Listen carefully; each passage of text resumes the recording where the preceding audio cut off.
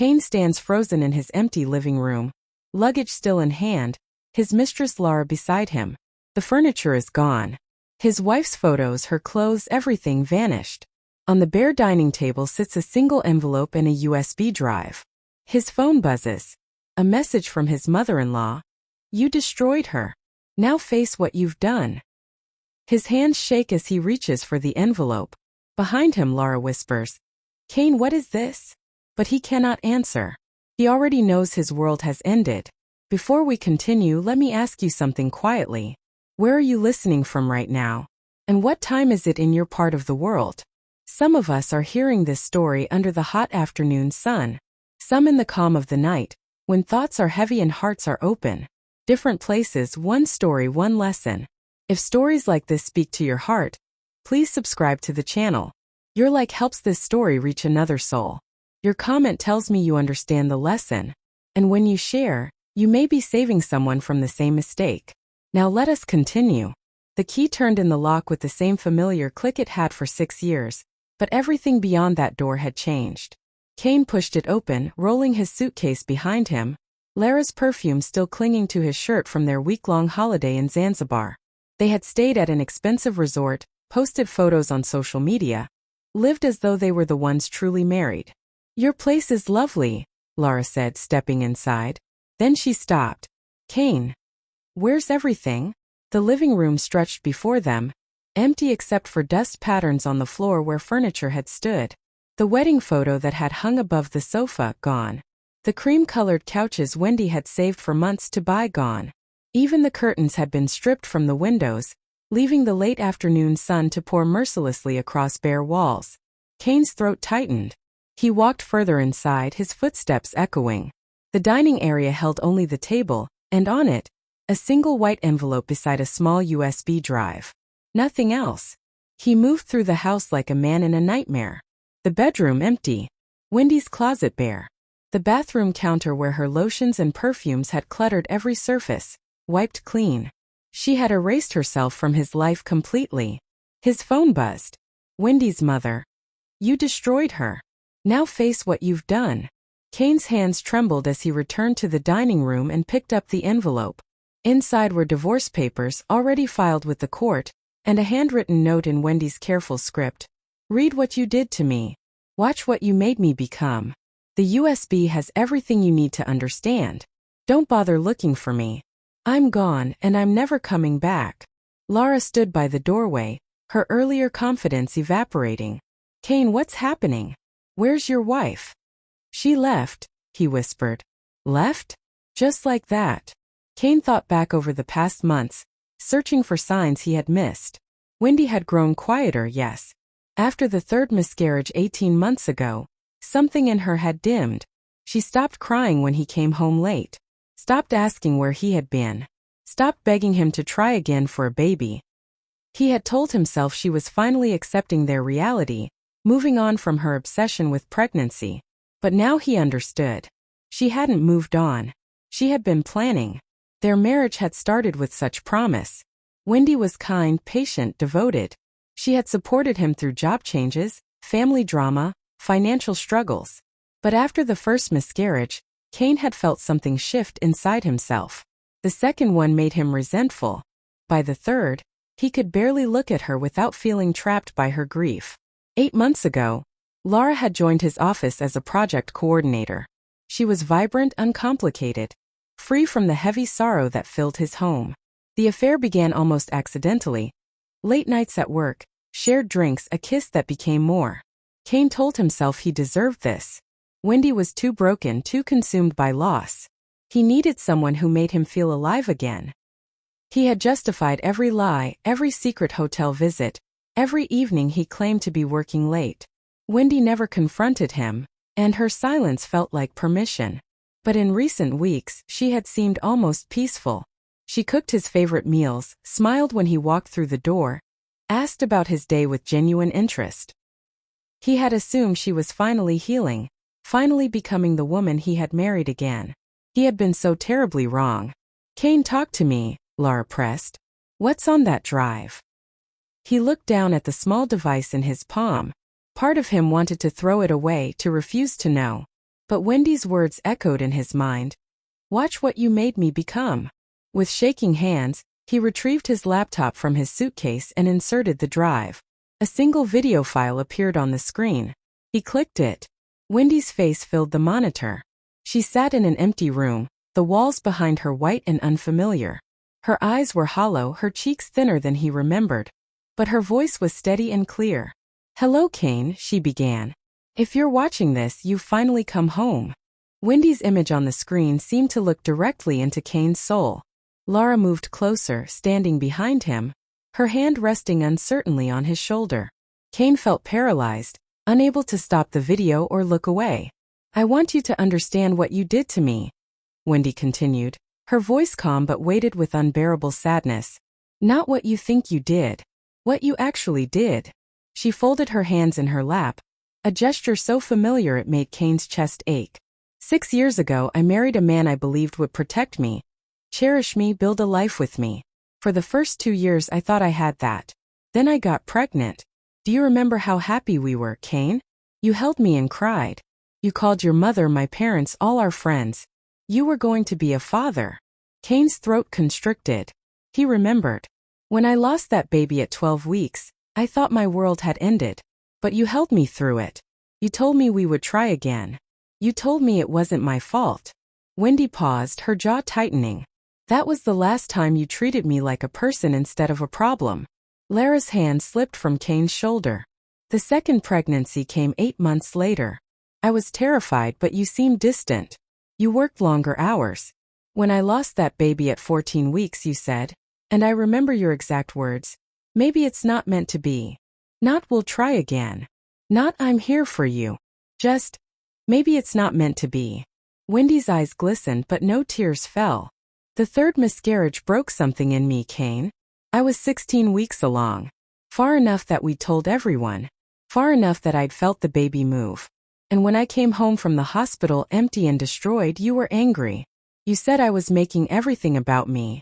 You said I needed to stop being so emotional and move on. You slept in the guest room for a week because you couldn't stand to be near my grief.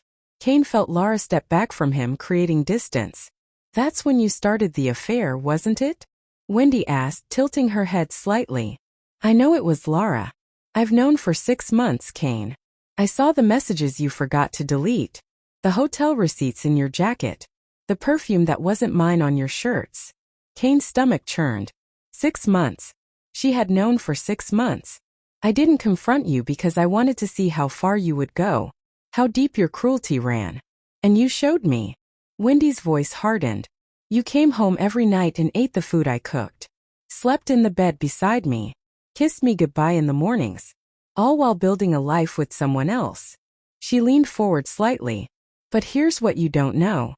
3 months ago, I went to the doctor for what I thought was a stomach virus. I was pregnant again, Kane. For months along, healthy, strong. The ultrasound showed a perfectly formed baby. My 4th chance at motherhood. Kane's breath caught. No, this couldn't be. I came home that evening with the ultrasound photos in my purse. I was terrified to tell you, but I hoped this would change things. That you'd remember the man you used to be. That you'd choose us over her. Wendy's voice cracked for the first time. You were sitting on the couch on your phone. I sat beside you and said, Kane, I have something to tell you. I'm pregnant. Kane's memory stirred. He remembered that evening. Vaguely. He had been texting Laura about their upcoming trip to Zanzibar. Do you remember what you said? Wendy asked. You barely looked up. You said, we'll see if you can keep this one. Then you grabbed your keys and left. You didn't ask how far along I was. You didn't ask how I felt. You didn't touch me. You just left. Kane's hands covered his face. Oh God, what had he done? That night I understood something, Wendy said quietly.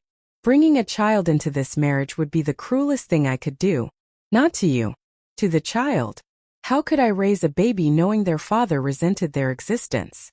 How could I watch you ignore them, criticize them, make them feel like a burden the way you made me feel? Tears streamed down Kane's face now, hot and unstoppable. So I made a choice, Kane. The hardest choice of my life. Wendy's voice broke completely. I terminated the pregnancy. I killed the only thing I ever wanted because you killed me first. Because I couldn't let you poison an innocent life the way you poisoned mine. Lara gasped behind him, her hand flying to her mouth. I want you to understand what you took from me, Wendy continued, wiping her eyes roughly. Not just a marriage. Not just trust. You took my dream. You made me destroy my own child because staying with you felt worse than losing everything. That's what you did, Kane. You turned me into someone who chose nothing over what you were offering. The screen showed Wendy standing, gathering herself. I'm leaving. I filed for divorce. I don't want your money. I don't want your apologies. I don't want anything from you except to never see you again. You'll understand what it means to lose everything now. To live knowing what you destroyed. I hope it haunts you every single day for the rest of your life. The video ended. The room fell into crushing silence. Kane sat motionless, the laptop screen dark before him. His face was wet with tears, his breathing ragged. Behind him, Lara backed toward the door, her own face pale with horror. I didn't know, she whispered. Kane, you said she was cold. That she'd given up on the marriage. You said. Get out, Kane said, his voice hollow. What? Get out of my house. Get out of my life. Just go.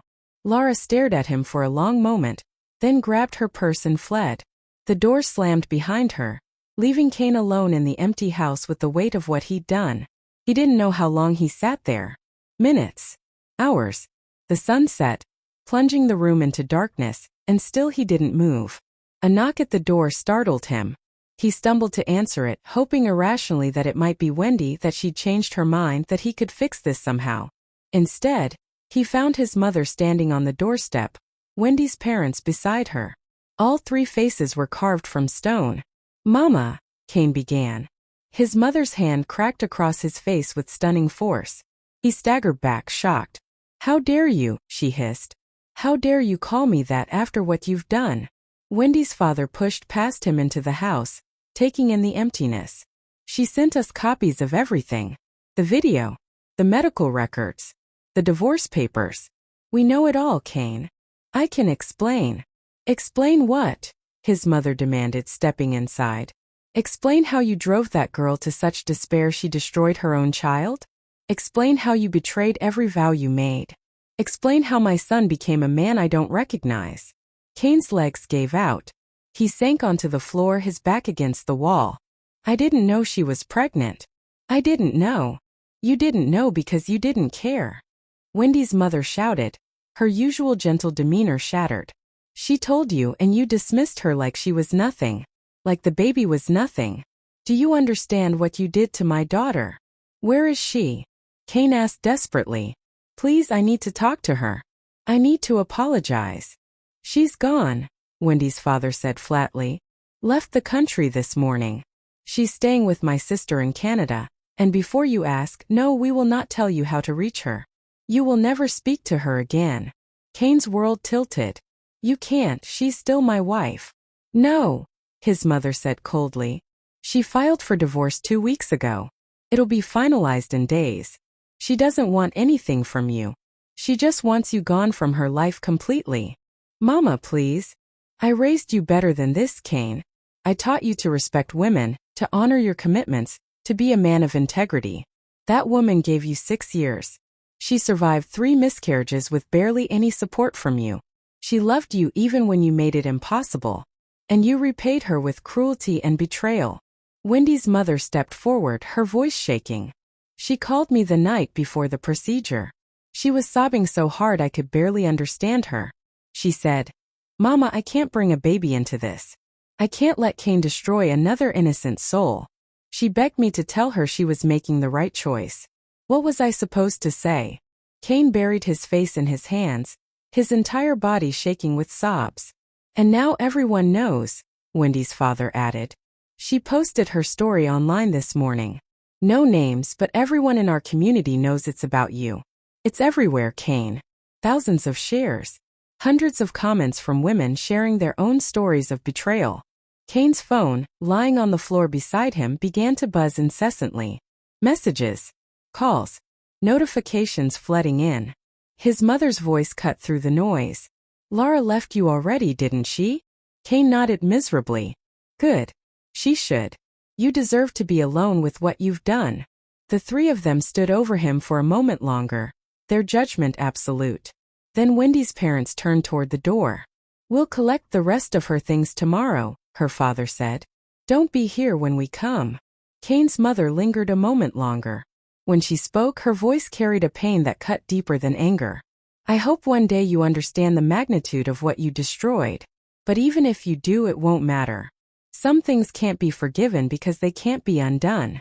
She followed the others out, closing the door quietly behind her. Kane remained on the floor in the darkness, surrounded by the echoes of the life he had annihilated. His phone continued to buzz beside him. Friends, colleagues, distant relatives, all wanting to know if the viral story was about him. He didn't answer. What could he possibly say? 3 months after Wendy left, Kane's life had collapsed into rubble. He sat in a cramped one-bedroom apartment across town, the kind of place he would have sneered at in his former life. The kind of place that was all he could afford now. The video played on his laptop for the 100th time. Maybe the 1000th. He had lost count. Each night after returning from his security guard job at a shopping mall, he subjected himself to Wendy's words, her pain, the truth of what he had done. It was his penance, though he knew it would never be enough. I killed the only thing I ever wanted because you killed me first. The words carved deeper each time he heard them. His former life had evaporated with stunning speed. The viral post, though anonymous, had been too specific. People in their social circles recognized the details. Within days, his name was being whispered in churches, discussed in group chats, dissected over lunch tables across the city. His employer had called him into the office 2 weeks after Wendy left. Kane, we need to talk about some concerns that have been raised. The conversation that followed was carefully worded, wrapped in corporate language about workplace culture and public perception. But the message was clear. He was asked to resign. He had tried to find comparable work. But his industry was small, and his reputation preceded him. Interview after interview ended with polite rejections. Eventually, he stopped trying for positions that matched his experience and took what he could get. The security guard job paid a fraction of his former salary. He worked nights walking the empty corridors of a shopping center, alone with his thoughts. It felt appropriate somehow, condemned to wander in darkness, watching over a world he was no longer part of. Friends had distanced themselves. Marcus and James, who used to join him for drinks every Friday, now left his messages on read. Sharon and Patricia, couple friends who used to invite them for dinner, had blocked him entirely. Even his extended family kept their distance, unwilling to associate with the shame he carried. His mother still spoke to him, but their conversations were brief and painful. She no longer invited him to family gatherings. When he called, her voice was heavy with disappointment that cut deeper than anger ever could. How are you, Kane?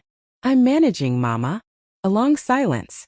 Then, you need to find a way to live with this. Because it won't go away. What you did will follow you always. I know. Do you? Do you really understand what you took from that girl? Every time. Every conversation circled back to Wendy, to the enormity of his betrayal. And every time Kane had no defense. He had tried to reach Wendy through every channel he could think of. Emails bounced back. Her phone number was disconnected.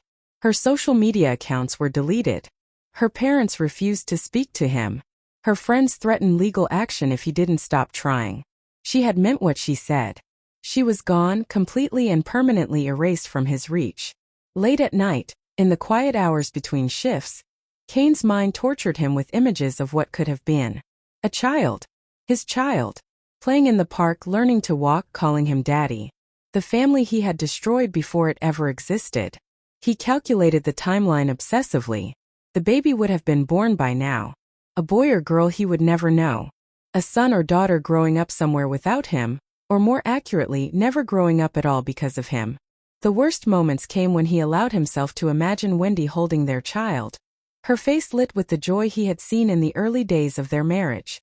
But in these fantasies he wasn't there. He was nowhere. He had forfeited that right through his own cruelty. Lara had left the city entirely. He'd heard through mutual acquaintances that she'd moved back to her hometown, the weight of guilt and public judgment too heavy to bear. She had been part of destroying a woman, and that knowledge had broken something in her too. Kane didn't blame her. Not really. He had lied to her, painted Wendy as the problem, made himself the victim. Lara had believed him because he had been convincing. But once she saw the truth, once she understood what they had done, she couldn't stay.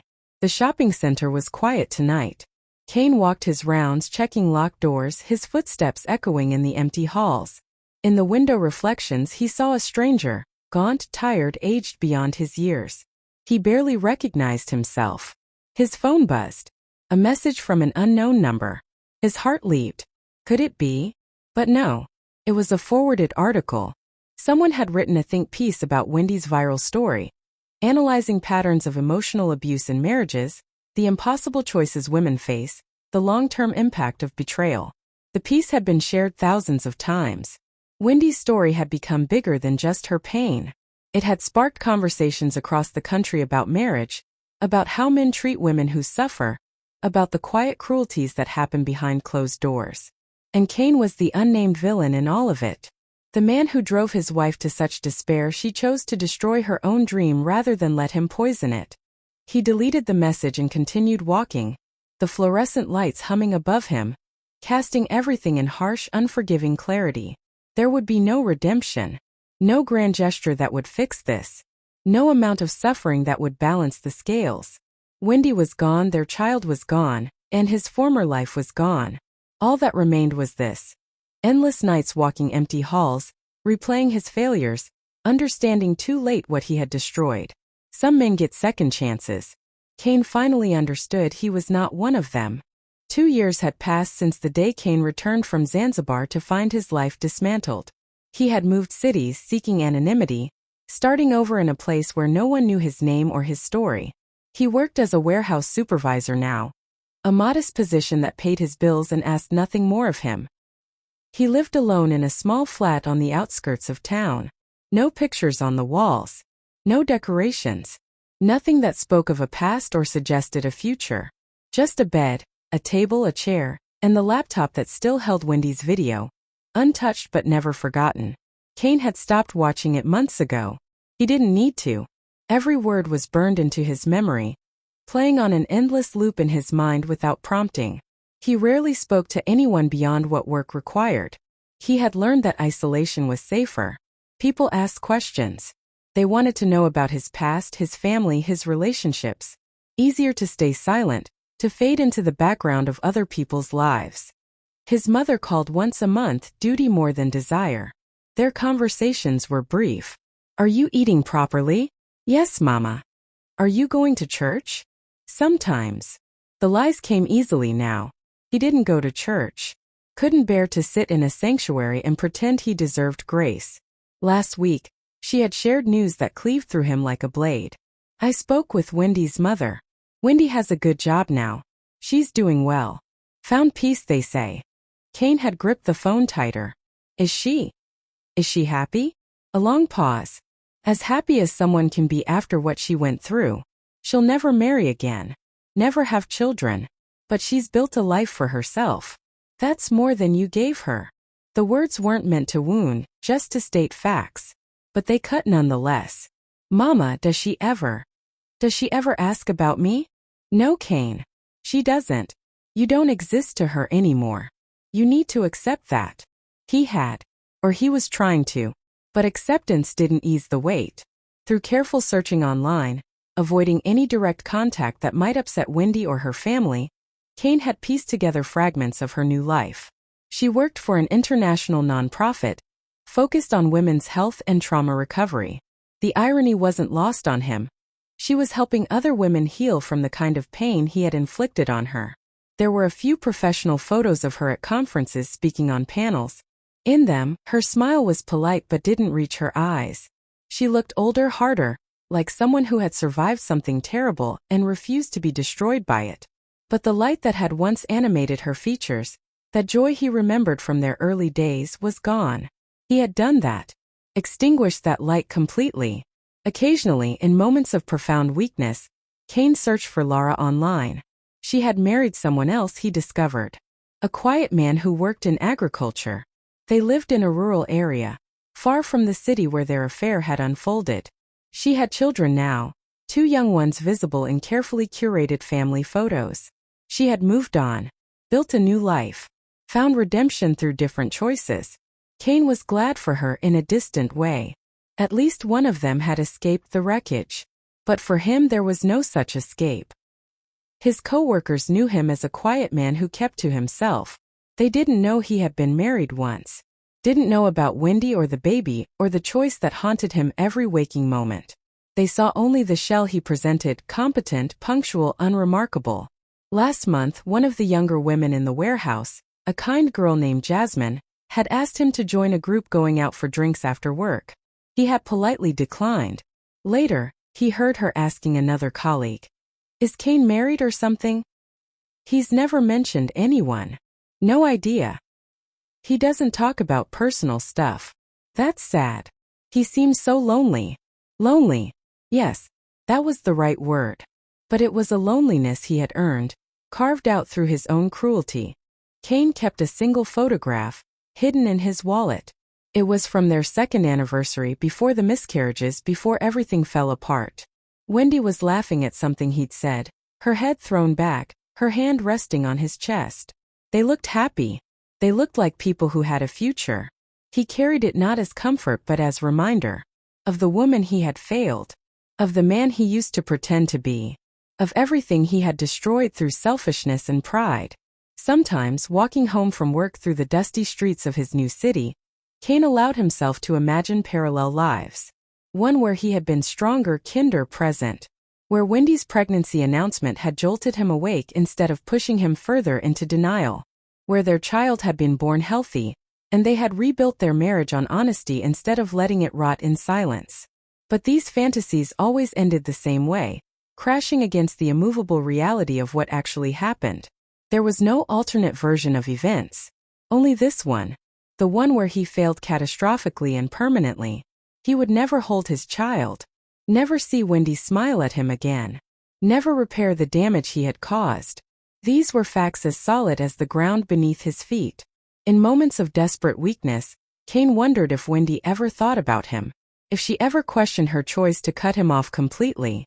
If any part of her, however small, still held any feeling toward him at all. Even hatred would be something. But he knew the truth. She didn't think about him. She had removed him from her life with surgical precision and moved forward. He was simply gone to her. A painful chapter in her history that she had closed and locked away. The permanence of it settled over him like a burial shroud. Tonight, walking home under a moonless sky, Kane passed a playground. Children's laughter echoed through the darkness. Families enjoying the cool evening, parents pushing swings, toddlers chasing each other in delighted circles. He stopped to watch, hidden in shadows, torturing himself with visions of what he'd destroyed. His child would have been almost 2 years old now. Learning to talk. Taking first steps. Looking at him with trust and love. Instead there was nothing. A void where a life should have been. A void he had created. Kane's phone buzzed. His mother. "Your cousin is getting married next month. The family is asking if you'll come." He typed back. "I don't think that's a good idea, Mama. They're willing to welcome you if you're willing to face them. I don't deserve their welcome." A long pause before her response.